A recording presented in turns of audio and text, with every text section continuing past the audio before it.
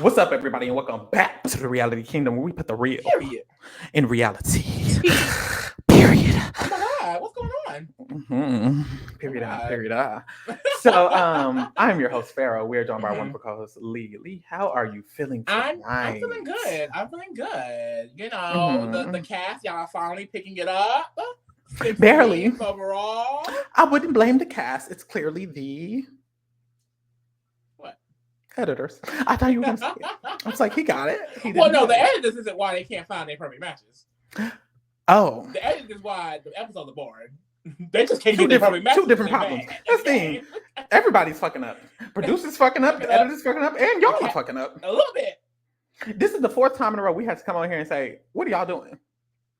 I feel like this round they did good. I don't. Oh, okay. Well, I'm on y'all side this round. Because we are, this was the 8th matchup ceremony? And they got 6 beams overall. They got 3 beams. 6. 3 new beams. 6 overall.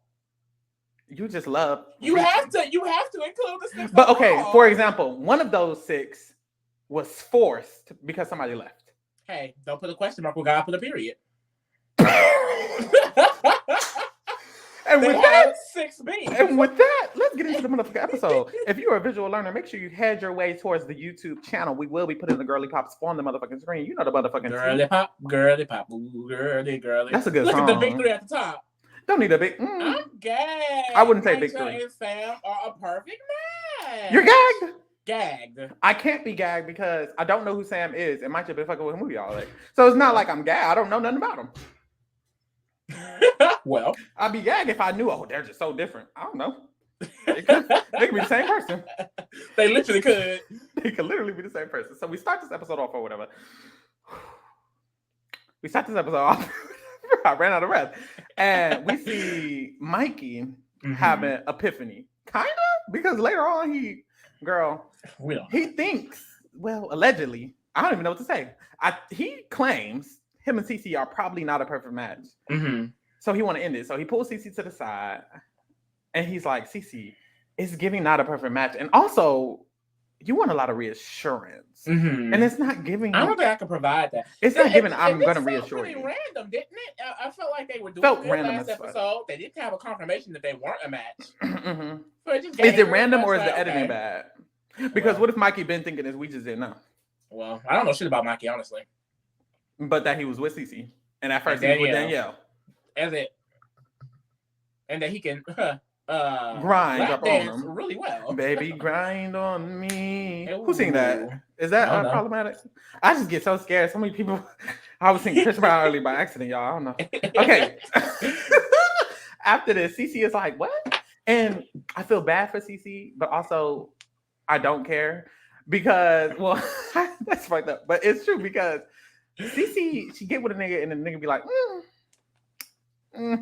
Anyways, and it's like, damn, because it happened with Brendan, and now it's happening with Mikey. Like they damn near broke up with. I think it's because I think it's just because the from my understanding, it just seems like the relationship's be kind of surface level. But it's everyone. Yeah, that's why I don't season. Like everyone is just very surface level. That's true. After that, we get a scene with Akel. Mm-hmm. He's trying to play a game. What's the game called? Fuck, Marry, Avoid. Avoid is a sweet way of saying kill. Kill. Dead. Ghostbuster. So they start playing, and at first it's just the boys, and the girls is like, wait, we want to come over or whatever. So some of the girls come over. Mind you, we're seeing them play Fuck, Marry, Avoid. When we could be seeing them argue, we could be seeing them fight. We could see them fucking, marrying, or avoiding. Instead, they're playing the game of Fuck, Marry, Avoid. Instead of playing the game of Are You the One? I don't know. I don't know who's doing it, Paramount or the whatever. The niggas is hanging together playing Fuck, Marry, Avoid when they could be hanging with the women fucking and marrying. What pisses me off is that they when there is drama in the preview, they'll only blow that up to make it seem like, oh, this gonna be it. You gotta tune in. And then don't put it in, but for 2 seconds. Fuck, Marry, Avoid. Please. And why are y'all playing Fuck, Marry, Avoid? Go fuck.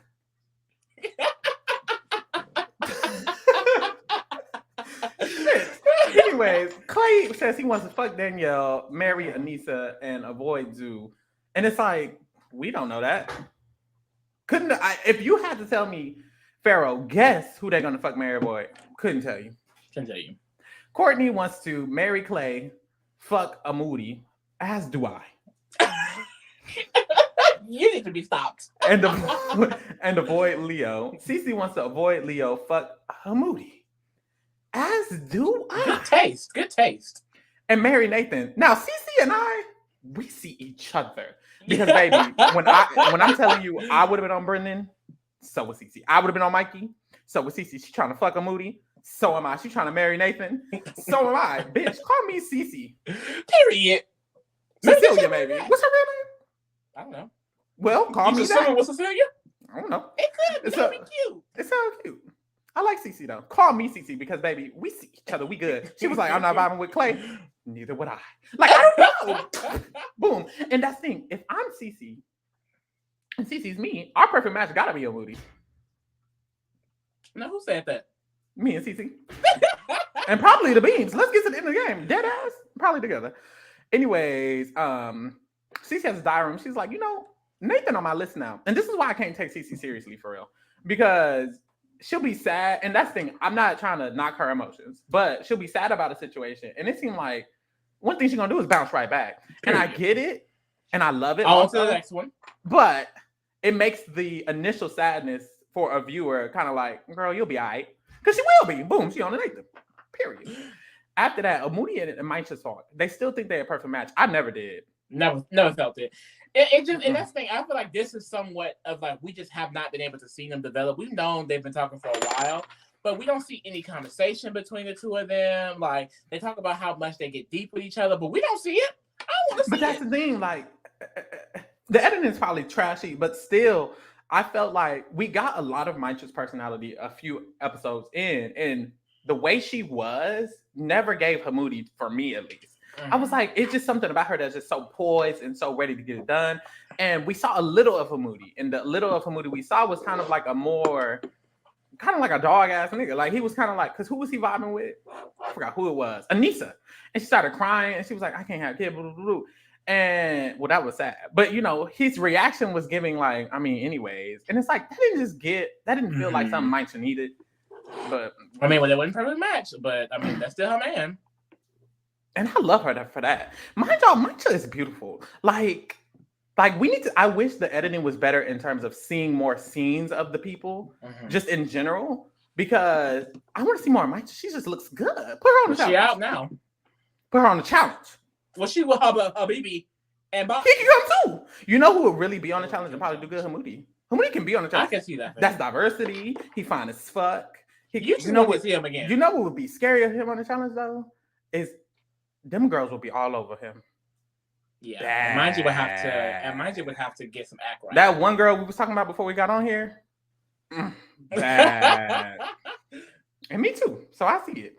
Maisha had a diary room. She was like, "Girl, we're a match. It's not giving. I'm worried. We're chilling." And it's like, babe, that's delusion at its finest, and I love it because when I'm math, I feel like the math wasn't mathing for them to even be a match. Like it was like it stopped mathing after the first blackout, not the blackout, but the one beam, and everybody was sitting together. It was like, it's not y'all. You think it's y'all? I don't know how you can be confident that it's y'all when you literally haven't talked to other people. We find out later on in the episode, they're like, well, I didn't talk to Samuel, so I wouldn't have really known. And it's like you were so confident that that's the thing. I can see you being confident that that's your man because it is. That's your man. But confident that that's your match, whole different thing. Yeah. Brooke knew Leo was her man, and that's really what but Leo was not her match. That's really what it comes down to. Just because someone is your man does not mean that's your match. Okay. Because this is a game. This is not real. He could probably be your perfect match in real IRL. Yeah. But not on AU the one. Bitch, I forgot the letter. AYTO. Take that shit to IRL. Not AYO. Anyways, so this is when Maisha we get a little bit of tea about her, which I don't know why. They could have just left this for somebody. No shade. Like shout out to her. But it's like she's out of the game. But she gets the tea that, she doesn't really open up.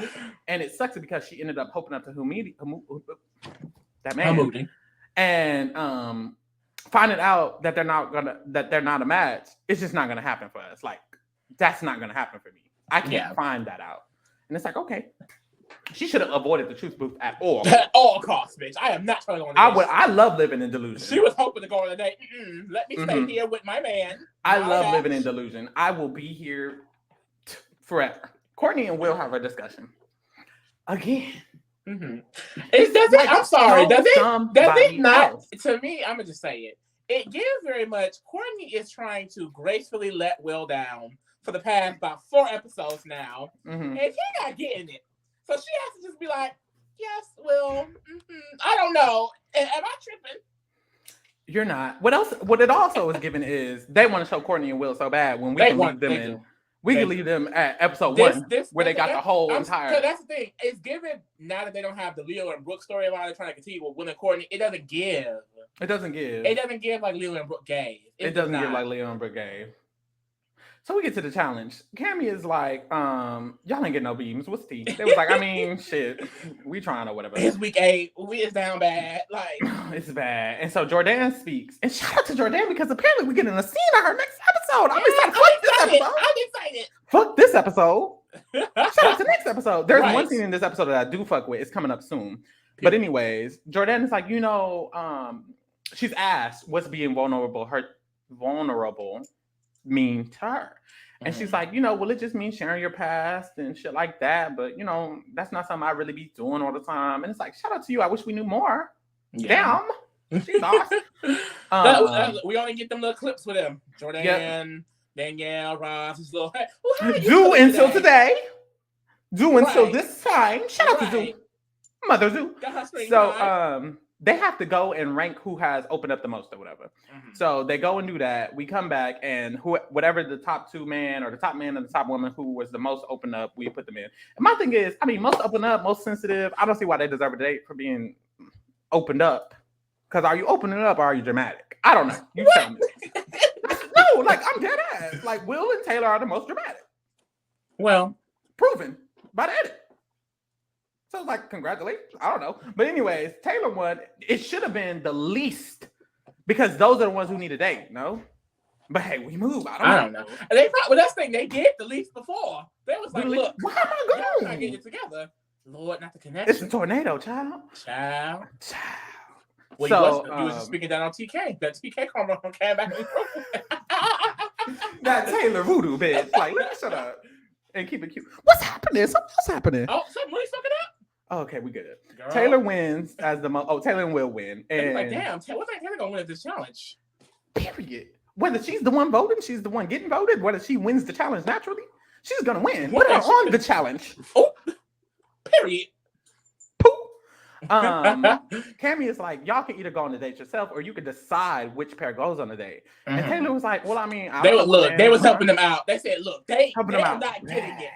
Helping them out. Have to come up with everything. Helping them out bad. You know what's crazy? I feel like this is gonna sound real bad. I'm sorry. Real but I feel like intelligent people, they would have knew. Mancha and Humudi would have been done. Not done, but at least pretending to be done. Baby, we need to find our match. We're trying to win this money, honey. It's round 8, and you niggas is still linked up when y'all had one beam. When y'all sat together, they love each other.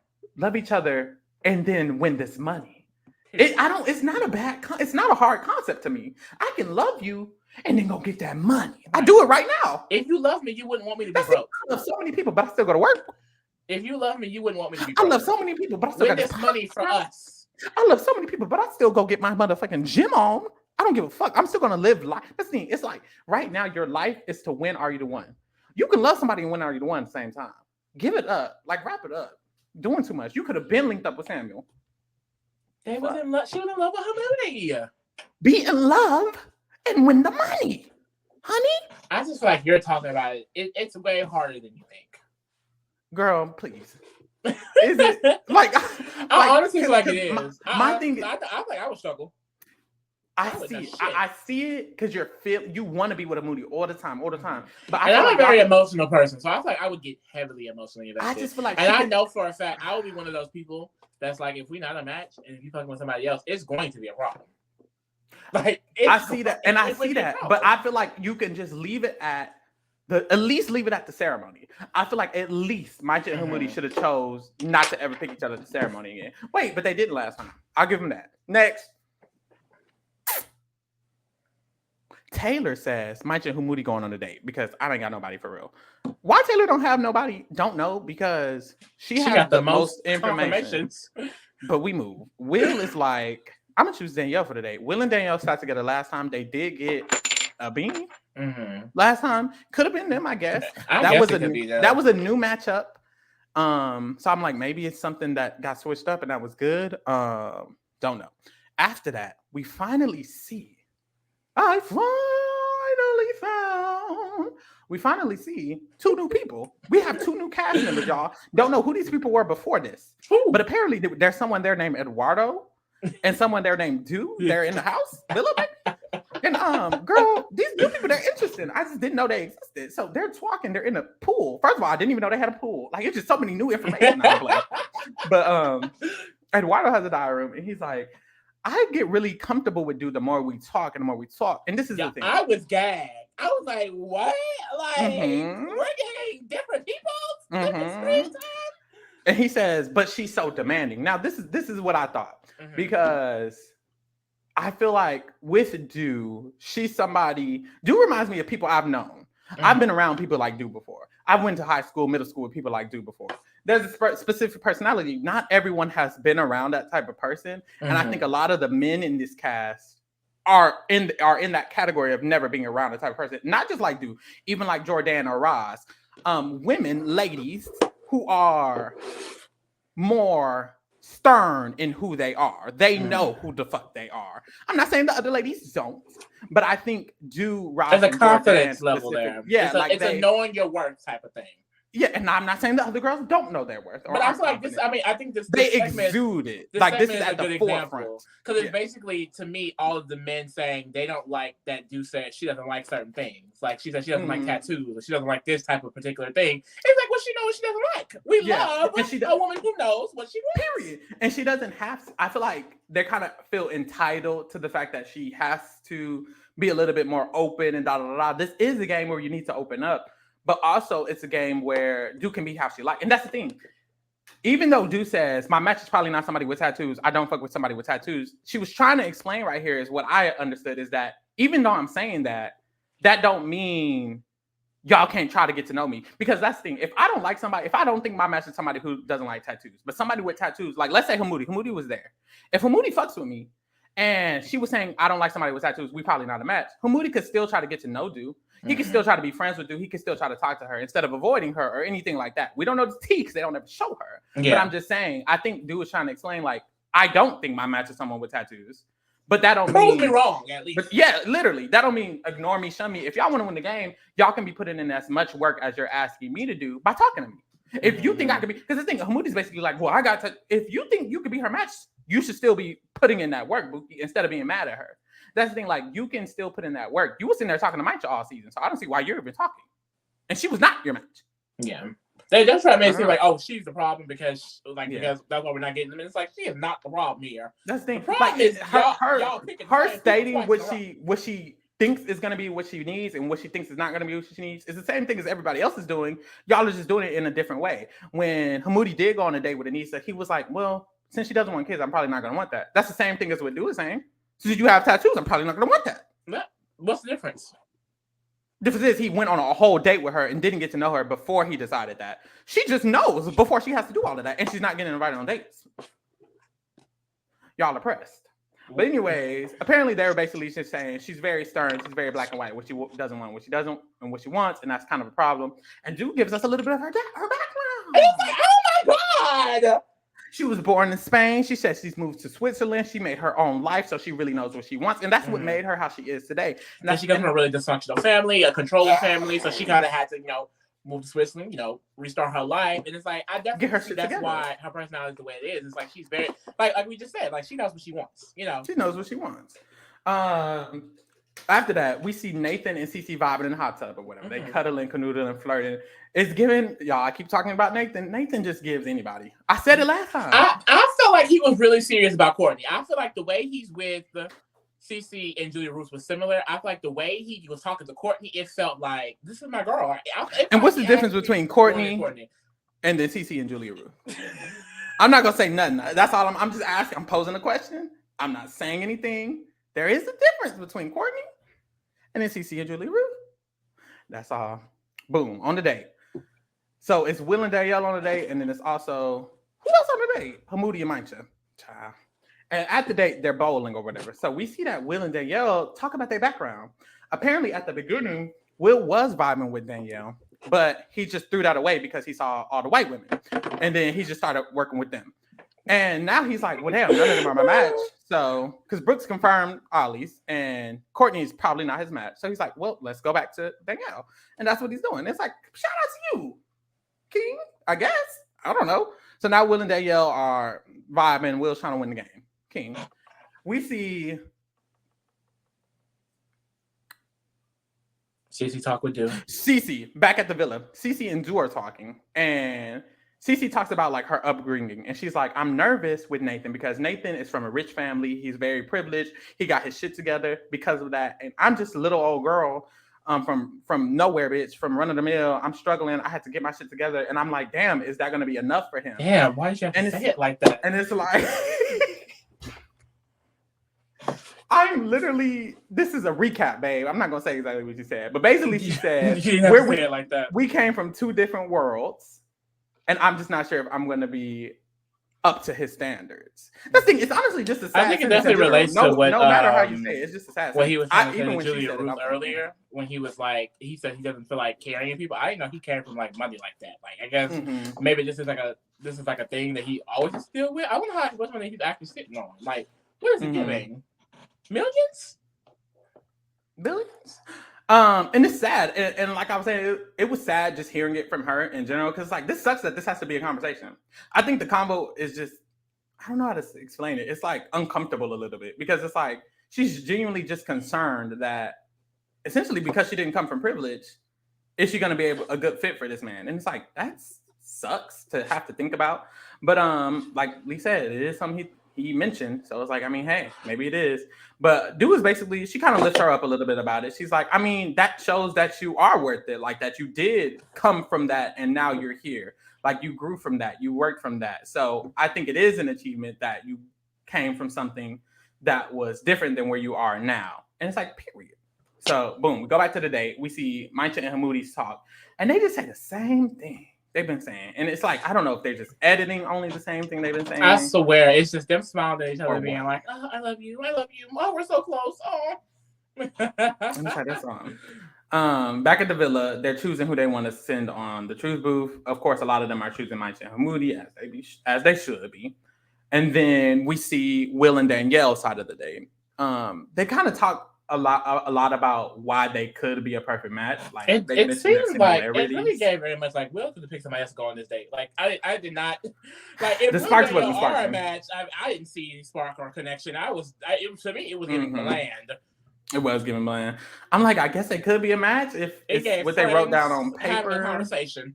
Yeah, he said Danielle is very caring, and that's something he consistently mentions every time he speaks to a girl. Like, I need someone who's going to give me what I need and who can really care for me and be all about me and da da da da. And Danielle, that's what she gives, so that's why he thinks that's her match. And I'm thinking, like, I guess it could be based on that criterion.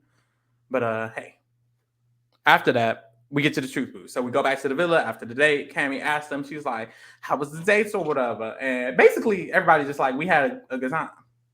Boom. And then Mancha and Hamoudi, they go to the truth booth. Now, so they first announced that Sam had to leave for personal reasons. Yes. So Sam ended up having to leave, personal reasons. He's gone. So at this point, we're like, dang, whoever his match is, I'm thinking, I don't know if they're going to have her removed from the house or what. So everybody's we just don't know what's going on. Then she asked how the dates was. And then they go to Truth Booth. So Mancha and Hamoudi, they go to the Truth Booth. And they go to they try to see if they're a match or no match. I'm thinking they're not a match. I've been thinking they're not a match. Yeah. And boom. I was not surprised at all. They're not a match. They were gagged. The house was gagged.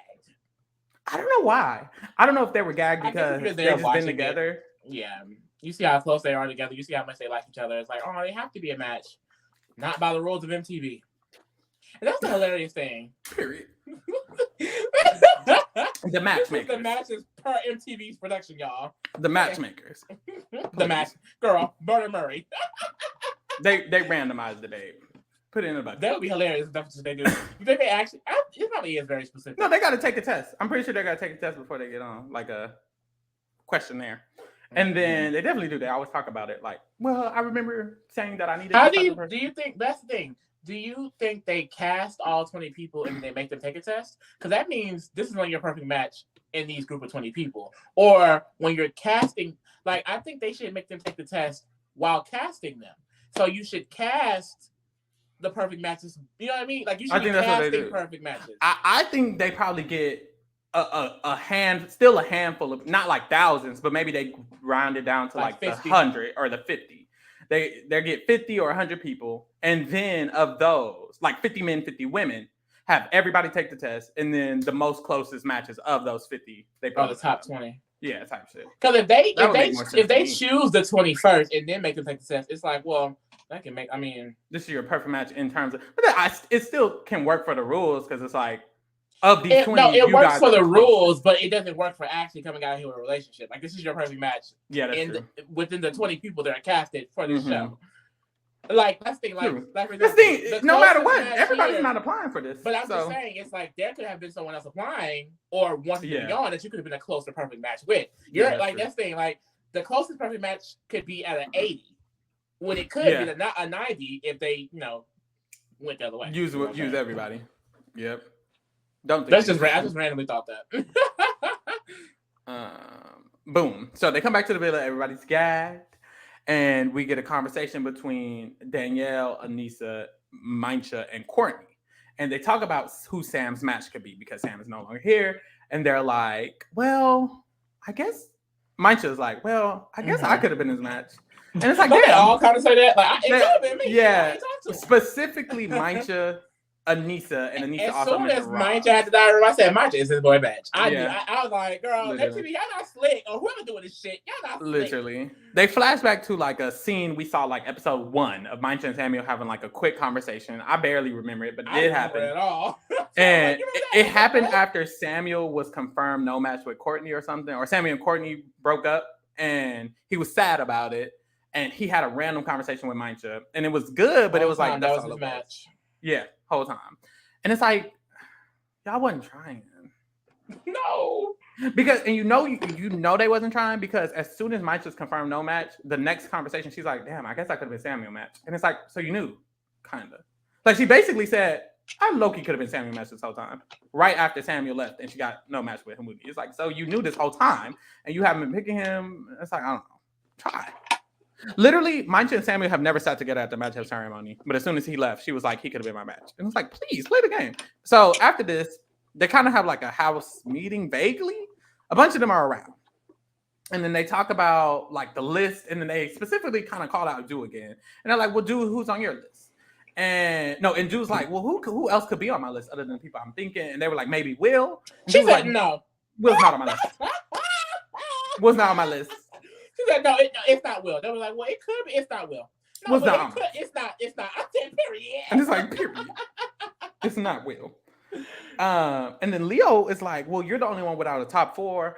And Dude was like, I mean, but y'all not going to force me to have a top 4. Like, I just don't have a top 4. And then they were kind of just like piping up on her again about not having a set. And it's like, it definitely gave very much. Y'all suck at the game. So y'all need someone to blame. So we're all going to blame. Because it's like, y'all were all getting one beat. Someone to blame. Like, y'all were all getting one beat. I say, Will, you've been worried about Courtney for the last 3 episodes. Leo, you worried about Brooke for the first 5 episodes. Like, please. It's not the problem here. Please. So they notice tensions are high and they're like, let's start playing fun and games. Really, they don't have time for fun and games, but we move. So they playing fun and games or whatever. And then we see Nathan and like Taylor are like together at first. They're like laying together. I'll confirm no match. As a weak one. And then Nathan kind of sees Cece walk by and he's like, oh, let me go over there with her. Well, no. So the situation was TK and Nathan was like, let's go downstairs and cuddle. Mm-hmm. As they were walking to go downstairs, Nathan went to Cece and was like, oh, Nathan, come with us. Cece, come. So Nathan was trying to be slick. But that's the thing. Was he trying to be slick? He definitely was trying to be slick. He basically says, oh, I was walking with TK. I saw Cece and told her to come down with me.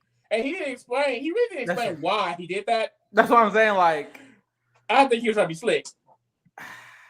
Because they started fighting. So I don't know if he did that. Maybe that's the thing. The argument seemed random. So it was clearly that there must have been beef that we obviously never see because the RE159 production hates drama and hates real TV. Literally. So after this, they kind of show the argument segment. They saying some. This is the some weakest things. argument segment, and then It's like they were saying way more. What I feel like it's so clearly Paramount Plus does not want us to see. Like I feel like trash reality TV because you have is it Cece calling Taylor a leech or vice versa? Taylor calls Cece a leech. Taylor calls Cece a leech. And then you get the segment from Courtney. I just hate seeing women tear women down. Right. Now I stand by that. Women should not tear women down. But as an actress in the Bad Girls Club, I like to see some fighting every once in a while. Like, let the fights happen. This is already the one. Literally. They're going to fight. Like, and literally, they showed this little segment of her calling her a leech. Them getting into the face. Cece walking away. And then it ends? TK yelled from the balcony, and then it ends? And then it ends. That did not end there. And it's clearly so much more they didn't There's tension. There's so much tension, and we don't know any of that. Is this a reality television show? Like, what the fuck? Like Cece's all the way downstairs crying about it. And you telling me that was it? I want to see drama. We didn't even really get their diary rooms about. We were getting other people's diary rooms. No, that's not real because they didn't want to really show it. I just don't like. It got really ugly. It's just. And it's like, why are you showing this? Why are you showing the bystanders? Show Cece drag. They want to keep it. They want to keep it so PG. Like, girl, this is an MTV production at the end of the day. Show the mess. We want to see the mess. It has to be because it's on Paramount. It has to be because it's on Paramount. No other season of Are You the One has ever been this censored until they put it on Paramount Plus. And it's like, give it up. So if this is what putting on Paramount Plus is going to do, take it off because this is terrible. Put it back on MTV, please. I think the cast deserves it because they play in their face too. Literally, the editing is trash in multiple ways. We don't know half of them. The people we know, they're not showing the arguments. Because y'all did not get. Some of y'all period. I hope they got paid more for this bullshit. Anyways, we get to the matchup ceremony just like that, and it's like just like that. So we end the argument. Matchup ceremony. No, there's an aftermath. There's some beat like. Literally. I'm just. So they go to the matchup ceremony, and she introduces Cammy introduces the perfect matches. Pause. Yes. Another thing is they posted a clip of this fight on Twitter. Yeah. That was the whole damn fight. There was nothing else. Why is the promo the entire fight? Because they have nothing else to show. They do have other shit to show. They just don't show it. I hate it here, but you can continue. Matchup ceremony.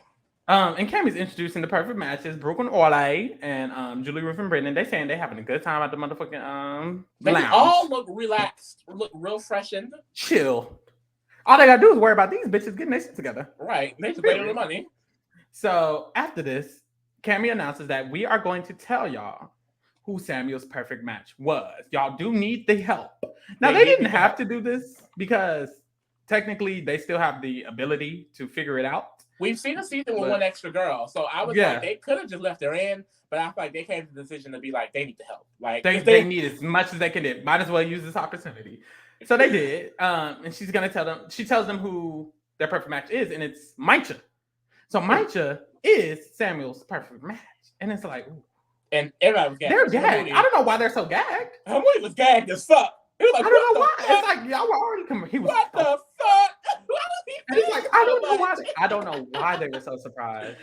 Maybe like Mycha didn't like Sam, or like Hamudi did. I don't know what the tea is because I just don't understand how they were so surprised after Mycha and Hamudi are confirmed no match. It would be different if they didn't go to the truth booth and they told them there. That would have been kind of iconic. But that's like Mycha's in the perfect position because she don't gotta act like she likes Sam. She's like, well, babe, I'm going to my honeymoon suite. I'll be waiting for my man. Yep, literally. We're going to Bali after this. Period. Yeah, we have a couple. They were chilling. We have a perfect match. IRL. Period. So they chilling or whatever. Mycha and Samuel are confirmed a perfect match. I didn't see it coming because we don't know nothing about them. Literally. But we get to the rest of these duds and they start picking. Will picks Danielle. Will and Danielle, they sat together last time, so I mean, I guess that's possible. Akel picks Anissa. Shout out to them. They definitely a perfect match. I don't care what nobody say. You think so? 100%. Okay. Hamudi picks Courtney, and Courtney has diary room. She's like, I totally wrote Hamudi off at first, but we do have a lot in common. And it's like, okay, that's cute. Nathan chooses Jordan. Leo chooses Roz. And Leo and Roz, I was like, that could be it. I can see this. I can see that. Clay chooses Taylor because it's his only option because he's confirmed no match with the other two. It's like, damn. And this is when Taylor apologizes to Cece for beefing with her. And it's like, don't show an apology if we can't see the full fight. I don't even care. Literally. I didn't even care about the apology. Didn't mean much because all we saw, like, sure, she called her a leech, which is bad, but it's like we didn't see the full. That was the worst. We didn't see how Cece felt about it in the diary room. I wonder, is that like a you know how like some people say is cunt is a really really bad like insult that you can't say to people? Is that what leech is? I feel like when I heard that cunt was really offensive to certain people, I was like, is it? Because it doesn't sound that offensive. Like, I wouldn't be offended if someone called me a leech. Like, okay, yeah. I kind of agree, so I don't even know what to tell you. I don't know. I see why, like, she kind of explained why she called her a leech, but it's like, even then, it's like, I mean, the word you said, I wasn't gagged by. Yeah. But anyway. And then Mikey chooses, and he has to either choose Do or Cece, and he chooses Cece, and everybody's like, huh? Because if you don't recall, earlier this episode, Mikey went to Cece and was like, baby, we might not be a match. But basically, he was like, since Maisha and Hamudi were confirmed no match, maybe we can still be a match. So that's why I picked her and da da da da. Mikey, you gotta start telling people shit because clearly he go up there and do anything. Everybody anything. He did the same thing on Maisha when he picked her. Tell me who you picking, Mikey. I'm assuming he would have picked Maisha instead, but and then Cece also apologized. He's like, okay. And Cece also apologized. It's like, okay. I guess we love it. I feel like Mikey and Cece are definitely not a match. Don't know why he picked her. I feel like it's more likely him and Duke. I think, like, I did some math, and I don't think Eduardo and Duke can be a match. So it's like they would have figured off Mikey sitting with Duke and Eduardo sitting with Cece. But hey, we move. This is a matchup ceremony. Don't they get 3 beams? 3 extra beams. They get 6 overall. Total. So 3 of these matchups are beams. Who do you think the 3 are? It's only 8. Okay, you got hope for that one. Who else? TK and Clay. I see it. And honestly, probably Danielle and Will. I see it. I kind of agree. I think the other option is Roz and Leo. Boom. I'm only confident about it killing Lisa. Y'all are still flopping. What was this, the 8th matchup? They have 2 more. You have to win in 2. I believe in them a little bit. How many of them is 4, 8, 9, 10? It's 11. You got to get 11 beams. You only got 6, and you got 2 left. That's barely half, babe. I don't think they can do it. I feel like we've seen like crazier come from behind than either one. From smarter people. They are finna lose unless they literally just give them that money, which they might. They've been throwing them a lot of curveball or helps. But hey, it's not for me. Y'all pick up the editing. We need to see something because baby, we got 2 more episodes and y'all flopping with the game. The editing sucks. But we still here. But shit, see y'all next week. Yeah. Bye.